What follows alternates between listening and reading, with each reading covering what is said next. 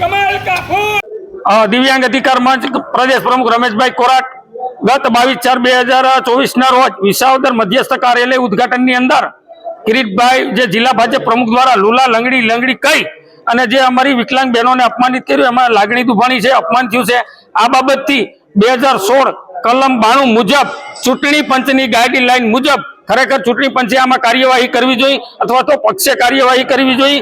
આજ જો આની અંદર કાર્યવાહી 3 દિવસની અંદર નહીં કરવામાં આવે અથવા તો કિરીટભાઈ પટેલ દ્વારા માફી માંગવામાં નહીં માગવામાં આવે તો આવનારા દિવસોની અંદર જે અમારી પ્રદેશ ટીમ જિલ્લાના પ્રમુખો સાથે મળી ગાંધી ચિંધિયા માર્ગે અમે આંદોલન કરશું।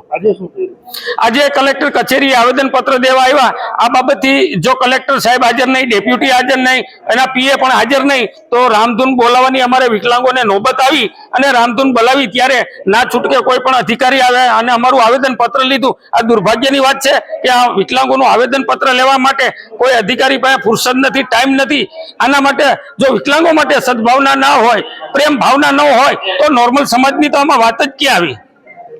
વર્ષાબેન ટાક છે અમારું નામ ને દિવ્યાંગ છે। આ જે બધું થયું છે અપમાન બધું તે એનું અમને ઈ લોકો માફી માંગે અને અમારું સન્માન કરે, બસ એટલું જ અમારે કહેવાનું। શું બનાવ એ બન્યો તો કે આ લુલી લંગડી બોબડી એ બધું કે તો એ અમને સારું નથી લાગતું।